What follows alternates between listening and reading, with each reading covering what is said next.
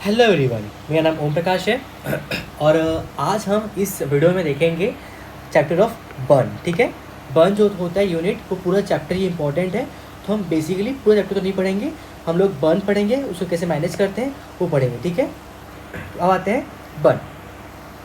तो बर्न क्या होता है? बर्न के बहुत सारे टाइप्स होते हैं, तो आएंगे अपन टाइप्स ऑफ बर्न में आएंगे।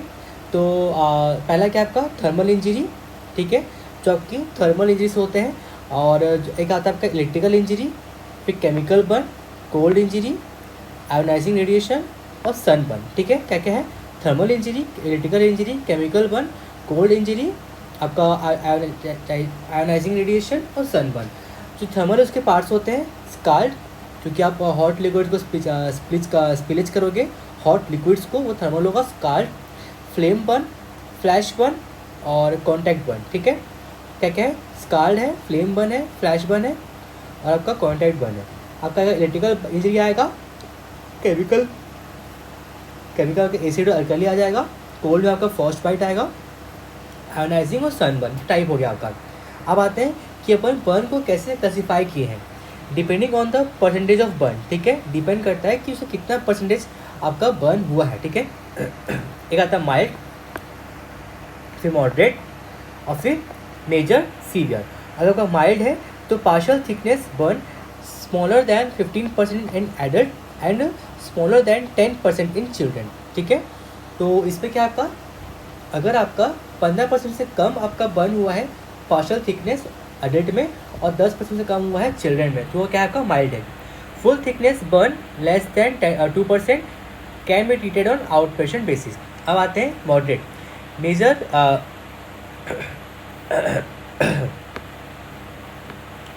Measured second degree of 15-25% burn. ये क्या था आपका? 15 से कम था और ये क्या आपका 15 से 25 है। ठीक है, ऐसा रखो, 15 से कम माइल्ड हुआ, 15 से 25 मॉडरेट हुआ और 25 से ज़्यादा मेजर हुआ। ठीक है, थर्ड डिग्री बिटवीन 2 से 10% burn, burn which are not involving eyes, ears, face, hand, feet and perineum. ठीक है, क्या क्या है इसमें आपका? सेकेंड डिग्री बर्न होता है 50 से 25% बर्न, और थर्ड डिग्री होता है बिटवीन 2 से 10% burn, burn which are not involving eyes, ears, face, hand, feet और पेरिनियम। ठीक है, वो आपके आइज को, ईयर को, फेस को, हैंड को, फीट को और पेरिनियम को इन्वॉल्व नहीं करेगा। ठीक है, अब मेजर क्या है? Second degree burn more than 25% in adult और बच्चों में 20%। All third degree burn of 10% और मोर। ठीक है, बर्न इन्वॉल्विंग इसे सारे इन्वॉल्व करेंगे आइज, ईयर्स, फीट, हैंड, पेनियम। ठीक है, all inhalation and electrical burn इसके अंडर आता है, मेजर में आता है। ठीक है, जितने भी इनहेलेशन बर्न होते हैं और आपके जो भी इलेक्ट्रिकल बर्न होते हैं वो आपके मेजर में आते हैं। और बर्न विथ फ्रैक्चर्स और मेजर मैकेनिकल ट्रॉमा, ये आपका क्या हो जाएगा? डिपेंडिंग ऑन द सीवियरिटी के ऊपर, माइल्ड, मॉडरेट और आपका मेजर। अब आता है depending on the thickness of skin. ठीक है, स्किन कितना ठीक कितने अंदर तक गया है। तो फर्स्ट डिग्री, एक होता है फर्स्ट डिग्री, फिर आएगा आपका second degree, third degree, fourth degree. ठीक है, ये आएगा आपका 4 डिग्री के उस पर बेस पे आपका बताया गया, depend on the thickness of the involve. ठीक है, फर्स्ट डिग्री क्या है? Here the epidermis looks red and painful. अगर आपका एपिडर्मिस जो है वो रेड दिखाई दे रहा है और पेनफुल आपको दर्द हो रहा है, उसमें कोई ब्लिस्टर फॉर्मेशन नहीं हुआ है। ठीक है, फर्स्ट डिग्री में रेडनेस है, पेनफुल है, पेन है उसको, लेकिन ब्लिस्टर प्रेजेंट नहीं है और जल्दी ठीक हो जाता है। Heals rapidly in 5 to 7 days by epithelialization without scarring. ठीक है, इसमें कोई आपका स्कार फॉर्मेशन नहीं होता है आपका। इट शोज कैपिलरी फिलिंग, ये आपका कैपिलरी फिलिंग शो कराता है। ठीक है, फर्स्ट डिग्री क्या है आपका? यहाँ पे एपिडर्मिस में इन्वॉल्व होता है, आपको यहाँ पे रेडनेस दिखाई देगा और आपको यहाँ पे ब्लिस्टर फॉर्मेशन नहीं दिखाई देगा, आपको पेन होगा और यहाँ पे कोई स्कारिंग फॉर्मेशन नहीं होता है। ये 5 से 7 दिन में ये ठीक हो जाता है बाय एपिथेलेशन। यहाँ पे शो करता है कैपिलरी फिलिंग को। ये आपको हुआ फर्स्ट। अब तो सेकेंड डिग्री आते हैं। देखो ये रहा आपका, ये फर्स्ट डिग्री है जो सिर्फ एपिथेलियम को वो किया है, कवर किया है।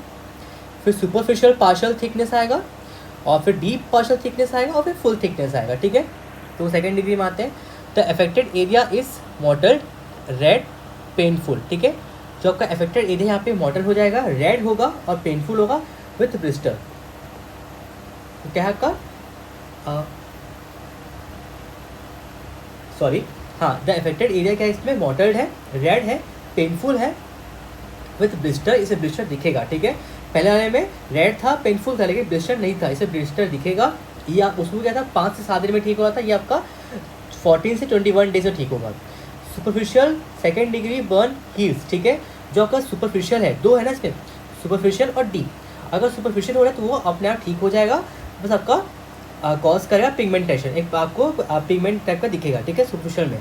और डीप में क्या होगा, deep second degree burn heels causing scarring, ठीक है। डीप में वो स्कारिंग दिखाई देगा, ये हो डीप पार्शियल थिकनेस और सुपरफिशियल पार्शियल थिकनेस। अगर डीप में आपको स्कारिंग दिखेगा और यहाँ पे आपको पिगमेंटेशन भी दिखेगा। Sensation is present with but no blanching, इसमें को ब्लांचिंग दिखाई नहीं देगा, ठीक है। सेंसेशन प्रेजेंट रहेगा और ब्लांचिंग दिखाई नहीं देगा। अब होता है थर्ड डिग्री। थर्ड डिग्री क्या है, the affected area is charred, parchment like, painless होगा, इनसेंसिटिव होगा with thrombosis of superficial vessel, it requires grafting, ठीक है। Charred, denatured, insensitive, contracted full thickness burn is called eschar, ठीक है।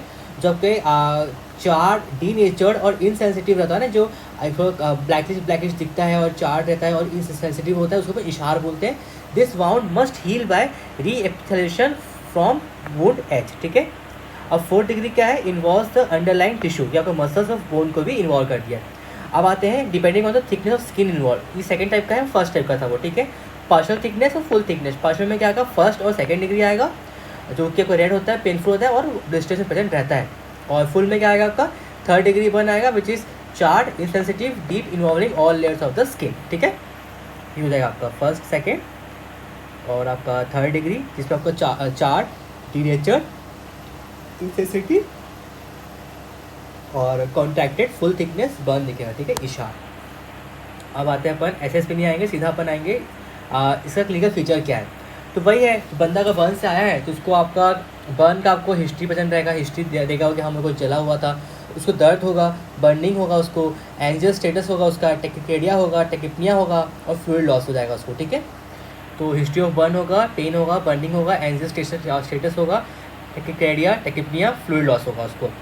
और in severe degree feature of shock, उसको shock भी, क्योंकि बर्न में क्या होता है आपका हेमरेजिक शॉक होता है ना, हाइपोवोलेमिक शॉक होता है। और tolerable temperature to human skin is 40 degree Celsius for brief period, ठीक है। अब आते हैं कि ये कैसे कॉज कैसे करता है। हीट कॉजेज कोगुलेशन नेक्रोसिस, ठीक है। अब गर्म जो होता है ना आपका, तो क्या कराएगा, स्किन का ना कोगुलेशन नेक्रोसिस कराएगा और सबक्यूटेनियस टिश्यू कराएगा, ठीक है, कोगुलेशन नेक्रोसिस। जिसके कारण क्या होगा, वाजो एक्टिव पेप्टाइड रिलीज होगा, ठीक है, release of vasoactive peptide, altered capillary permeability, ठीक है।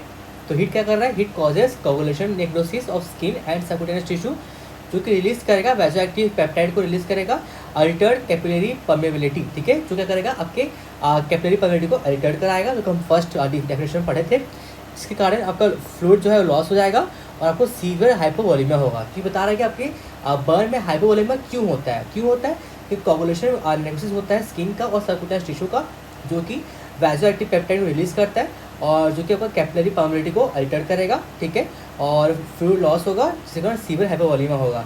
डिक्रीज्ड कार्डियक आउटपुट, ठीक है, डिक्रीज कार्डियक आउटपुट, आपका क्या होगा, सीवियर हाइपोवोलेमिया के बाद आपका जो कार्डियक आउटपुट है वो कम हो जाएगा, डिक्रीज हो जाएगा। डिक्रीज्ड मायोकार्डियल फंक्शन, ठीक है। तो क्या है आपका, heat causes coagulation necrosis of skin, और ये करेगा, फिर वाजो एक्टिव पेप्टाइड रिलीज होगा, जो कि आपका कैपिलरी परमेबिलिटी को अल्टर्ड करेगा, फिर फ्लूइड लॉस होगा और सीवियर हाइपोवोलेमिया होगा, ठीक है। डिक्रीज्ड कार्डियक आउटपुट, ठीक है, जिसके कारण आपका आउटपुट कम हो जाएगा और आपको क्या बोलते हैं, मायोकार्डियल का फंक्शन भी कम हो जाएगा, जिसके कारण आपका ओलिगुरिया होगा, रीनल फेलियर, जो कि हम पढ़े अपन शॉक को जो पढ़े, ठीक है। और अल्टर होगा आपका, तो आपको पल्मोनरी एडिमा हो सकता है, जिसके कारण इन्फेक्शन होगा। Systemic inflammatory response syndrome, SIRS बोलते हैं उसको, सिस्टमिक इन्फ्लेमेटरी रेस्पॉन्स सिंड्रोम, जिसके कारण multi organ dysfunction syndrome, Moore's बोलते हैं उसको, ठीक है। ये दोनों आपका बर्न में होता है। तो बेसिक क्या याद रखेंगे अपन कि क्या करता है, कोगुलेशन नेक्रोसिस कराएगा, जिसके कारण वाजो एक्टिव पेप्टाइड रिलीज होगा, जो क्या करेगा आपका, ये क्या करेगा आपका कार्डियक आउटपुट को कम कर देगा, है ना। और फ्लूइड लॉस होगा, जिसके कारण हाइपोवोलेमिया होगा, जिसके कारण कार्डियक आउटपुट कम होगा, MI जो मायोकार्डियल का फंक्शन कम हो जाएगा। और फिर जो आपका डिक्रीज कार्डियक आउटपुट है वो आपका रीनल फेलियर हो जाएगा, रीनल फ्लो को कम कर देगा, जिससे कारण आपको ओलिगुरिया होगा और इसी कारण आपको क्या होगा, अल्टर्ड पल्मोनरी जो होगा वो होगा, जिसके कारण आपको पल्मोनरी एम्बोलिज्म हो सकता है, जिसके कारण आपको सिस्टेमिक इन्फेक्शन होगा, जिसके कारण सिस्टेमिक इन्फ्लेमेटरी रेस्पॉन्स सिंड्रोम, ठीक है, सिस्टेमिक इन्फ्लेमेटरी रेस्पॉन्स सिंड्रोम होगा, जिसके कारण मल्टी ऑर्गन डिसफंक्शन सिंड्रोम, ठीक है, systemic inflammatory SIRS systemic inflammatory response syndrome, ठीक है, ये होगा आपका। और इसमें वही आपको बताया कैसे होगा, आप सिर्फ ये फ्यूचर याद करना, आपको बन जाएगा, ठीक है। अब हम ये आपका हो गया, पैथो हो गया, ठीक है। फिर हम किस में आएंगे, फिर ये बोल रहा है कि मैसिव इंडिया क्यों होगा, है ना, मैसिव एडिमा क्यों होता है, कार्डियक डिसफंक्शन क्यों होता है, रीनल चेंजेस क्यों होता है ना, पल्मोनरी चेंजेस क्यों होता है, ये सब आप शॉक में पढ़े हो, सेम चीज़ है, ठीक है। वही देखो, मैसिव इंडिया क्यों होगा, क्योंकि आपका प्रेशर ग्रेडियंट अल्टर्ड हो गया है, जिसके कारण क्या होगा, टू द बेसमेंट मेम्ब्रेन, ठीक है, आपका प्रेशर ग्रेडियंट अल्टर्ड हो गया, जिसके कारण आपके बहुत ज़्यादा एडिमा आ गया है, ठीक है। फिर क्या कार्डियक डिसफंक्शन क्यों होगा, हाइपर वॉल्यूम हो गया है, कार्डियक आउटपुट कम हो गया है, कार्डियक डिप्रेशन आपका बढ़ गया है ना, कैटेकोलामाइंस, वासोप्रेसिन, एंजियोटेंसिन भी अब रिलीज हुआ है। और यूनिट चेंजेस किसमें आएगा, आपका एडीएस बढ़ा है, एडीएस क्या करेगा, पोस्टीरियर से रिलीज होगा, जो क्या वाटर को रीअब्जॉर्ब करेगा, ठीक है। एल्डोस्टेरोन बढ़ेगा, जो क्या करेगा, आपका मैक्सिमम सोडियम को रीअब्जॉर्ब करेगा, टॉक्सिन बढ़ जाएगा, मायोग्लोबिन बढ़ जाएगा। और पल्मोनरी चेंजेस में क्या आएगा, आपका alter ventilation perfusion ratio, pulmonary oedema, ठीक है, due to burn injury, food overload, ARDS, aspiration, septicaemia, ये सब आपका पल्मोनरी चेंजेस आएगा, ठीक है। अब आते हैं आपके GIT क्यों होगा, वही एक्यूट गैस्ट्रिक डायटेशन, पैलेटिक इलियस, है ना, कर्लिंग अल्सर, आपको जो याद आता है शॉक का सब लिख सकते हो, ठीक है। इस सब का मेटाबॉलिक चेंजेस क्या आएंगे आपके, हाइपर मेटाबॉलिक रेट हो जाएगा, BMI बढ़ जाता है, नेगेटिव नाइट्रोजन बैलेंस होता है, इलेक्ट्रोलाइट इम्बैलेंस हो जाता है, इसमें आपका विटामिन एसेंशियल एलिमेंट का डेफिशिएंसी हो जाता है, और metabolic acidosis due to hypoxia and lactic acid, ठीक है। इससे क्या होगा, मेटाबॉलिक एसिडोसिस हो जाएगा आपका मेटाबॉलिक चेंजेस में, ठीक है। सेंस पर जरूरत नहीं है।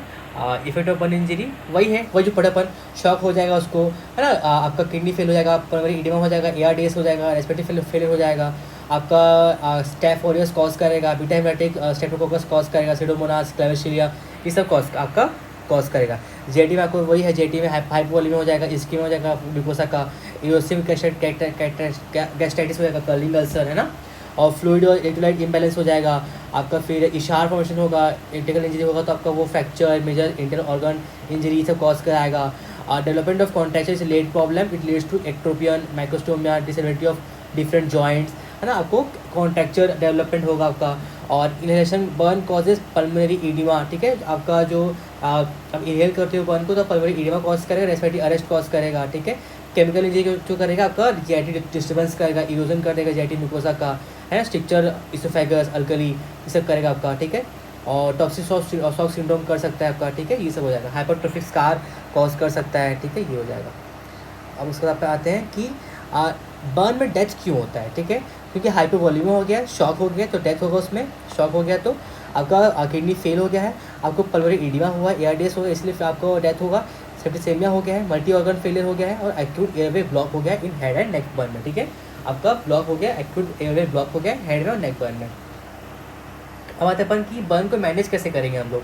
सबसे पहला आता है आपका बर्न का पेशेंट आ रहा है, आपको उसने फर्स्ट एड देना आपको, ठीक है, फर्स्ट एड। सबसे क्या करेंगे अपन कि stop the burning process and keep the patient away from the burning area, ठीक है। सबसे पहले अपन क्या करेंगे, जो जहाँ से जलने का वो आ रहा है, जहाँ पे जल रहा है वो, तो वहाँ से हटाना है उसको, और उस पेशेंट को हटाना है बर्निंग एरिया से। Cool the area with tap water bye continuous irrigation for 20 minute, ठीक है। हमेशा याद रखना कि जलने के बाद आपको टैप वाटर से कूल करना है, ना कि कोल्ड वाटर से। क्यों, कोल्ड वाटर क्या कर सकता है, आपको हाइपोथर्मिया में ले जा सकता है, ठीक है। और फिर अपनाते हैं क्या क्या इंडिकेशन होता है कि आप बर्न पेशेंट को एडमिट करोगे। पहले कोई अगर मॉडरेट या सीवियर बर्न हुआ है, अगर एयरवे बर्न हो गया है, burn in extreme of age है ना, बहुत ज़्यादा बूढ़ा है, फिर उसमें बर्न हुआ है, या फिर कोई इलेक्ट्रिकल डीप केमिकल बर्न है, क्योंकि आपका जो भी इनहेलेशन और इलेक्ट्रिकल जो होता है वो आपका हमेशा सीवियर बर्न में आता है, ठीक है। अब आते हैं आपके क्या है, आपका C से स्टार्ट होगा, C से पूरा, ठीक है। इनिशियल मैनेजमेंट, पहले क्लॉथ को रिमूव करेंगे, cloth should be remove, cooling of the part by running water for 20 minute, cleaning of the part two remove dust mud etcetera, chemo prophylaxis upon tetanus toxoid antibiotic सब देंगे, और covering with dressing by different method, comfort करें sedation and pain killer, ठीक है। ये तो आपका हो गया फर्स्ट एड। अब आते हैं डेफिनेटिव ट्रीटमेंट, ठीक है। तो एक पेशेंट को एडमिट करेंगे, उसका मेंटेन करेंगे एयरवे को, ब्रीथिंग को, सर्कुलेशन को, ABC को मेंटेन करेंगे। इमरजेंसी एंडोट्रैकल इंट्यूशन कराएंगे, may be required in early period itself. In such situation succinylcholine should be not be use, ठीक है। हम लोग सस्टेन कोलिन यूज़ नहीं करना चाहिए, क्योंकि वो क्या कहता है आपको वास्तव वो क्या रहता है, क्या बोलते हैं, स्पैजम का आता है इसको, ठीक है। इसलिए अपन कभी भी बर्न पेशेंट में सस्टेन कोलिन यूज़ नहीं करेंगे। और फिर अपन क्या करेंगे, असेस करेंगे कितना परसेंटेज उसको बर्न हुआ है, डिग्री और टाइप ऑफ बर्न, ठीक है। पहले क्या किया अपन, एडमिट किए, फिर क्या किया अपन, उसको मेंटेन करें एयरवे को, ब्रीथिंग को, सर्कुलेशन को। फिर इमरजेंसी एंडोट्रैकियल इंटरवेंशन जरूरत हो सकता है इन अर्ली पीरियड में, ठीक है। तो अपन क्या करेंगे, वहाँ पे सस्टेन कोलिन यूज़ नहीं करेंगे, ठीक है। फिर इसको अपन एसेस करें कितना परसेंटेज बर्न हुआ है, इसको डिग्री कितना है, टाइप ऑफ बर्न क्या है। Keep the patient in clean environment, ठीक है। उसको एक अच्छे एनवायरनमेंट में रखेंगे उसको। और सेडेशन और प्रॉपर एनाल्जेसिया, बहुत दर्द होता है कि बर्न में, तो हम उसको प्रॉपर सेडेशन प्रोवाइड करेंगे और पेन किलर्स देंगे उसको, ठीक है।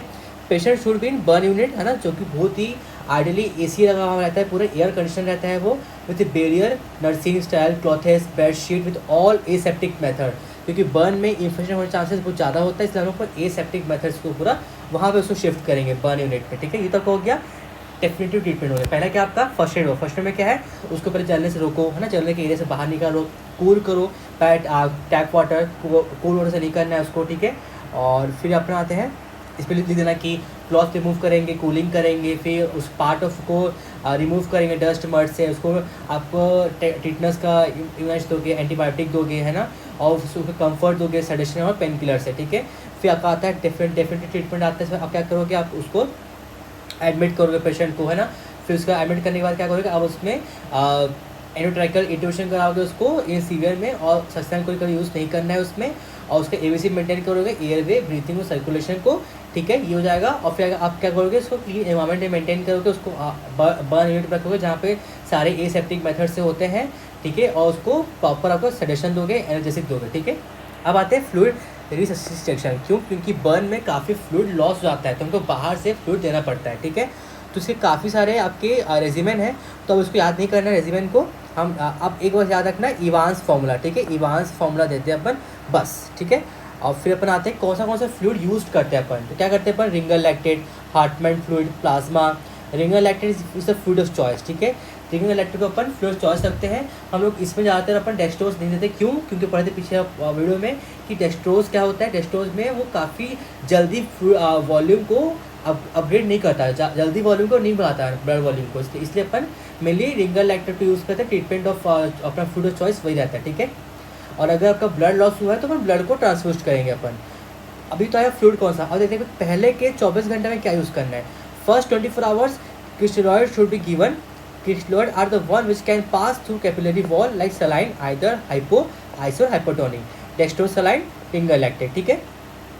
तो पहले 24 घंटे में अपन क्रिस्टलॉइड देंगे, और फिर हम क्या करेंगे 24 घंटे के बाद, 24 घंटे पहले 24 घंटा आ गया, फिर 24 घंटे के बाद अपन क्या करेंगे, colloid should be given to compensate plasma loss, ठीक है। तो 24 घंटे बाद अपन कोलॉइड देंगे, पहले क्या देंगे, क्रिस्टलॉइड देंगे, फिर कोलॉइड देंगे, ताकि प्लाज्मा लॉस है वो कंपनसेट हो सके। कोलॉइड है क्या, colloid are the one which are retained in intravascular compartment. Plasma, Haemaccel, gelatin, dextran, hetastarch are used, ठीक है, ये देंगे अपन। फिर हम क्या करेंगे, यूरिनरी का कैथेटराइजेशन करा देंगे, ठीक है, ताकि हम उसका आउटपुट को मॉनिटर कर सके, ठीक है। टिटनस टॉक्साइड देंगे अपन, उसको मॉनिटर करेंगे पेशेंट को, hourly pulse, BP, PO2, CO2, है ना। इलेक्ट्रोलाइट एनालिसिस करेंगे, blood, urea, nasal oxygen, often intubation required. और फिर वो क्या करेंगे, उसको IV रेंटिन देंगे, ताकि उसका काफ़ी जो कि पेट का GIT का दिक्कत है वो ठीक हो। अब उसको क्या करेंगे, पर राइल्स ट्यूब इंसर्ट करेंगे, ताकि उसका जो एस्पिरेशन है वो अच्छे से हो सके। फिर लेटर उसको अपन एंटरल फीडिंग में डाल देंगे अपन, ठीक है। फिर अपन एंटीबायोटिक देंगे, पेनिसिलिन, एम्नोग्लाइकोसाइड, सेफलोस्पोरिन, है ना, ये सब देंगे। फिर हम जो भी डिस्चार्ज हो रहा है तो उसको अपन कल्चर कराएंगे, और total white cell count, platelet count, regular interval are essential to identify the sepsis. फिर उसको बर्न ऑफ अगर ओवर कैविटी है तो उसे ट्रेकोस्टोमी कराएंगे, ठीक है, ताकि एयर को मेंटेन कर सके। PPN देंगे ताकि जल्दी वो रिकवरी करे using carbohydrate, lipid, vitamin through CVP line. Tracheostomy intubation tube में भी required in impending respiratory failure और इंटेंसिव नर्सिंग केयर, ठीक है। ये आपको हो गया फ्लूइड रिसस्सिटेशन में आ जाएगा ये आपका, ठीक है। अब आता है लोकल मैनेजमेंट, कि आपको लोकल जहाँ बर्न हुआ है वहाँ पर क्या करोगे आप। Dressing at regular interval under general anaesthesia using paraffin gauze, hydrocolloids, plastic films, Vaseline, ये सब आप क्या करोगे वहाँ पे रेगुलरली ड्रेसिंग करोगे, ठीक है। एक होता है ओपन मेथड, एक होता है क्लोज मेथड, ठीक है। ओपन में क्या होगा, क्या है, अपन वहाँ पे सिल्वर सल्फाडियाजिन देंगे without any dressing, usually commonly in burn of face, head and नेक, ठीक है। तो हम क्या करेंगे वहाँ पे सिल्वर सल्फाडाइजिन ओपन मेथड में एप्लीकेट करेंगे, ठीक है। और क्लोज में क्या करेंगे, dressing done to soothen and to protect the wound, reduce the pain as an absorbent, ठीक है। क्लोज मेथड हो जाएगा। ये क्या करेंगे अपन, ताकि ये सूद करे, अपन ठीक करे आराम से स्मूथली, और वुंड को प्रोटेक्ट करे और पेन को कम करता है और एज एन एब्जॉर्बेंट एब्जॉर्ब करता है, ठीक है। हो जाएगा। In burn of head and neck region exposure treatment advised, slough excision is done regularly, जो स्लाव बनते हैं उसको बार पर निकालते हैं इसका, ठीक है। ये क्या लिखा है, tangential excision of burn wound with skin grafting can be done with in 48 hours in patient, ठीक है। हम लोग क्या कर सकते हैं, बर्न के वुंड जो है वहाँ पर हम स्किन ग्राफ्टिंग लगा सकते हैं विद टेंजेंशियल एक्सीजन, ठीक है। It is usually done in deep dermal burn, ये हम हमेशा कब करते हैं अपन, जो डीप पे गया, डीप डर्मिस में गया है ना बर्न, उस पर अपन क्या करते हैं, स्किन ग्राफ्टिंग करते हैं। डेड डर्मिस को रिमूव कर देंगे हम, dead dermis is remove layer by layer until fresh bleeding occurs, later skin grafting is done, ठीक है। फिर स्किन ग्राफ्टिंग डन करेंगे। और फिर पूछेंगे कि टेंजेंशियली क्यों किया अपन, क्योंकि टेंशन करने का फ़ायदा ये रहता है कि वहाँ पे आपका सेकेंडरी इन्फेक्शन नहीं होता है, ठीक है। ये हो गया आपका। अब फिर क्या है आपका, after cleaning with povidone iodine solution silver sulfadiazine और पेंडिस यूज, ठीक है। पहले क्या करेंगे अपन, उस एरिया को पोविडियन आयोडीन से क्लीन करेंगे, फिर उसके वहाँ पे अपन सिल्वर सल्फाडियाजिन यूज़ करेंगे। ये आपका एंटीसेप्टिक होता है और सूदनिंग एजेंट की तरह काम करता है, ठीक है। बाकी फिर सिल्वर नाइट्रेट यूज़ कर सकते हो आप, है ना, सल्फा माइलॉन यूज़ कर सकते हो, ये सब आपका लिख सकते हो, ठीक है। अब आते हैं अपन वुंड कवरेज, नहीं इसको पढ़ने की ज़रूरत नहीं है, इतना काफ़ी है। जो अपन पढ़े ना इसी को, इसको लिखोगे तो आपका आराम से 15 मिनट में लिख लोगे आप, ठीक है, बर्न को। तो आपका बर्न वाला यूनिट खत्म होता है इसके साथ साथ, ठीक है। बर्न में क्या रखना है आपको, स्टार्टिंग से एक और डिवाइस दिखाता हूँ आपको बर्न का जल्दी जल्दी। तो बर्न के बाद लिखना है आपकी टाइप्स क्या होते हैं बर्न के, तो लिखना थर्मल, इलेक्ट्रिकल, केमिकल, कोल्ड, है ना, आयोनाइजिंग, सनबर्न। फिर लिखा हम लोग उसको क्लासीफाई कैसे किए, पहले कैसे करेंगे अपन कि सीवियरिटी कितना है, माइल्ड, मॉडरेट, सीवियर, है ना, 15 के नीचे, 15 से 25 और 25 के ऊपर, है ना, वही है ना, हाँ वही है, ठीक है। और फिर उसके बाद आपका लिखना कि मेजर में आपका क्या क्या आता है ना, आपका ईयर, आईज, फीट को मेजर में वो कवर करता है, मॉडरेट में नहीं करता, ठीक है। और माइल्ड से ईजी रहता है, माइल्ड अपने आप ठीक हो जाता है ना। और फिर आपने आना कि थिकनेस कितना है, तो कैसे आप first degree, second degree, third degree, fourth degree. First degree कैसा है, नॉर्मल एपिडेमिक्स को कवर कर रहा है, सेकंड डिग्री सुपरफिशियल और डीप, ठीक है। और फिर आपका थर्ड में आएगा, थर्ड में क्या था आपका कि थर्ड में क्या था कि वो एक आपका इशार बन रहा है, थर्ड में याद रखना इशार बनता है इसमें, ठीक है। जो कि आपका 4 लाइक होता है, थ्रोम्बोसिस कॉज कराता है ना, डिनेचर इंसेंसिटिव रहता है, ठीक है। फिर अपना फोर्थ क्या करेगा, वो मसल्स है उसको करेगा। फिर सेकंड एक और आएगा डिपेंडिंग ऑन द थिकनेस, उसमें क्या आएगा, एक partial thickness, full thickness. Partial में क्या आएगा, first degree, second degree, full में थर्ड डिग्री, फोर्थ डिग्री, ठीक है। अब सीधा बनाएंगे क्लिनिकल पिक्चर में आएंगे तो उसको हिस्ट्री बर्न रहेगा, पेन होगा, बर्निंग होगा उसको, है ना, वो एंजियो स्टेटस में होगा, टेकिकार्डिया, टेकिपनिया, वो सब होगा उसको, ठीक है। और सीयर में क्या होगा, सीयर अगर आगे बर्न है तो उसको शॉक हो गया होगा, ठीक है। अब पैथो में आएंगे तो कैसे करेगा, वो पढ़ा दिया हमें कि पहले कोगुलेशन एक्सेस होगा, फिर फ्लूइड आपका वजो एक्टिव पेपेड निकलेगा, फ्लूइड लॉस होगा, जिससे कि आपको क्या होगा, हाइपोवोलेमिया होगा, ठीक है। और कार्डियक आउटपुट कम होगा और मायोकार्डियल का फंक्शन कम हो जाएगा, ठीक है। जिसके कारण क्या होगा, आपका रीनल ब्लड फ्लो कम हो जाएगा, जिसके कारण ओलिगोरिया हो जाएगा, है ना। और पल्मोनरी एडिमा हो सकता है इसमें, है ना, एडिमा हो जाएगा, इन्फेक्शन हो जाएगा, इन्फेक्शन होने के बाद क्या होगा, SIRS, systemic inflammatory response syndrome और मल्टी ऑर्गन डिस्फंक्शन सिंड्रोम, ठीक है, ये हो जाएगा। फिर वही लिख देना है कि मैसिड में क्यों हो रहा है ना, कार्डियक डिस्फंक्शन क्यों हो रहा है, रीनल क्यों हो रहा है, पल्मोनरी में क्यों हो रहा है ना, GIT में क्या हो रहा है, ठीक है, ये लिख देना आप। और फिर लिखना कि मेटाबॉलिक चेंजेस क्या आ रहा है, फिर लिखा कि बर्न के कारण क्या क्या इफेक्ट हो सकता है। जो आप लिखोगे ना कि क्यों हो रहा है, कहाँ कहाँ हो रहा है, वो आपका इफेक्ट लिख देना कि इफेक्ट ऑफ बर्न इंजरी, ठीक है। अब फिर आप आना सीधा कि अपन कॉज क्यों हो रहा है, जो पढ़े ऊपर उसी को आपस में कॉज लिखना है कि इससे आपका डेथ हो सकता है, ठीक है। आप मैच कैसे करेंगे, 3 पार्ट डिवाइड करना उसको, फर्स्ट एड सिंपल जो आपकी बेसिक टर्म होता है वो यूज़ करना फर्स्ट एड में। सेकंड आपका डेफिनेटिव ट्रीटमेंट लिखना कि आप आपको एडमिट करोगे, आप है ना हॉस्पिटल में एडमिट करोगे और बर्न यूनिट में रखोगे उसको, प्रॉपर सेडेशन, प्रॉपर एनाल्जेसिक आप उसको प्रोवाइड करोगे, है ना, वो लिखोगे। फिर आप फ्लूइड रिससिटेशन में आना, पूरा जितना आपका आता है ज्ञान है पूरा लिख देना, शॉक का भी, बर्न का भी, सब उसमें लिख देना आप, ठीक है। और फिर आपका ना लोकल मैनेजमेंट, वहाँ पर ड्रेसिंग कराना आप, है ना, पूरा सब करना, जो भी लिखना है लिख देना आपका, ठीक है। इतना काफ़ी है आपका, ठीक है। अब हम इसमें और क्या पढ़ सकते हैं, और क्या आता है, वो देखते हैं अपन, ठीक है। ट्रीटमेंट पढ़ लिए। और पूछता है कि आप अगर बर्न में कॉन्ट्रैक्चर होते हैं, कॉन्ट्रैक्चर जो होता है हमेशा सीवियर में होता है, ठीक है। तो आप बर्न में कॉन्ट्रैक्चर को कैसे ट्रीटमेंट करोगे, तब क्या होगा, ठीक है। ये लास्ट टॉपिक है बर्न टॉपिक का। तो आते अपन contracture in the burn wound, ठीक है। Contracture in the burn can occur anywhere, ये कहीं भी हो सकता है। It is more common where it in flexibility and mobility is present, ठीक है। जहाँ पे फ्लेक्सिबिलिटी और मोबिलिटी प्रेजेंट है वहाँ पे ये आपका होता है, like along the joint, eyelid, है ना, चीक्स, लिप्स, नेक, एल्बो, नी, यहाँ पे होता है, ठीक। कहाँ का होता है, जॉइंट्स में, आईलिड में, चीक्स में, नीक में, लिप्स में, नेक में और एल्बो, नी में। कॉन्ट्रैक्चर कैन बी इंट्रिंसिक, वो इंट्रिंसिक भी हो सकता है, बाय लॉस ऑफ टिश्यू और extension by pull during the healing phase contracture, ठीक है। तो कॉन्ट्रैक्चर में कैसे होता है बताओ, ये देखो, ये रहा कॉन्ट्रैक्चर। पहला क्या है, तो ये कैसे आपको कॉन्ट्रैक्चर हो गया ये, ठीक है। ये कॉन्ट्रैक्ट ये बहुत सीवियर बर्न में होता है, ये कॉन्ट्रैक्चर आपका, ठीक है। पूरा क्या करता है, खींच देता है पूरा का ना, ये ऑमेलिया को जॉइंट्स एरिया में होता है ये, इसलिए हम उसको ऑर्थो में काफ़ी पढ़ते हैं, कॉन्ट्रैक्चर होने का चांसेस बढ़ जाता है, ठीक है। तो क्या है आपका कि आपका कॉन्ट्रैक्चर जो है हमेशा कहीं भी हो सकता है, सीवियर में ही होता है ये, ठीक है। आपका कहाँ होगा, जहाँ पे मोबिलिटी और फ्लेक्सिबिलिटी ज़्यादा अच्छा रहता है, जैसे कि जॉइंट्स हो गया, एल्बो हो गया, आईलिड हो गया, नी हो गया, है ना, लिप्स हो गया, चीक्स हो गया, यहाँ पे। या तो ये इंट्रेंसिक हो सकता है या फिर एक्सटेंसिक हो सकता है, ठीक है। इंट्रेंसिक मतलब क्या है, अंदर आपका लॉस ऑफ टिश्यू हो गया। एक्सटेंसिक मतलब क्या है, हीलिंग फेज में वो पुल कर दिया पूरा मसल्स को, स्किन को, ठीक है। Contracture proceed towards position of comfort until its meet और क्लोजली रीचेज अपोजिट सरफेस, ठीक है। फिर इसके बाद there is clearly wound shortening, एकदम वाउंड का शॉर्टनिंग हो जाता है, ठीक है। और disorganised over formation of compact collagen, ठीक है, causes hypotrophy scar leading further contracture. अब फिर अपन आते हैं इसमें सीधा अपन कॉम्प्लिकेशन क्या क्या हो सकता है, वही है। आईलिड में होगा तो एक्ट्रोपिन हो जाएगा उसको, कॉजिंग कैटाइटिस, कॉर्नियल अल्सर, है ना। फेस का डिसफिगरमेंट हो जाएगा। आपका माउथ का नैरिंग हो जाएगा तो आपका माइक्रोस्टोमिया हो जाएगा। आपके नेक का कॉन्ट्रैक्चर हो सकता है, जैसे आपका रेस्ट्रिक्टेड नेक मूवमेंट हो जाएगा। आपका जॉइंट्स में हो जाएगा कॉन्ट्रैक्ट, आपका डिसेबिलिटी और नॉन फंक्शनिंग हो जाएगा वो। आपका हाइपोट्रोफी स्कार हो सकता है, किलॉइड हो सकता है, repeated breaking of scar and infection ulcer सेराइटिस कॉज कर सकता है, और मार्जिनल अल्सर कॉज कर सकता है, ठीक है। मार्जिनल अल्सर क्या होता है, it is a well differentiated squamous cell carcinoma, ठीक है। ये well differentiated squamous cell carcinoma है, कहाँ कहाँ होता है ये, occurring in the scar ulcer due to repeated breakdown, ठीक है। रिपीटेड ब्रेकडाउन उसको मार्जिनल अल्सर बोलते हैं। ये लोकली मैग्नेट होता है, और malignant ulcer as there is no lymphatic in the scar, so there is no spread of to lymph node, ठीक है। as there is no nerves in scar, it is painless, ठीक है। it is raised and everted age with induration, biopsy confirm the diagnosis। अब आएंगे अपन treatment में।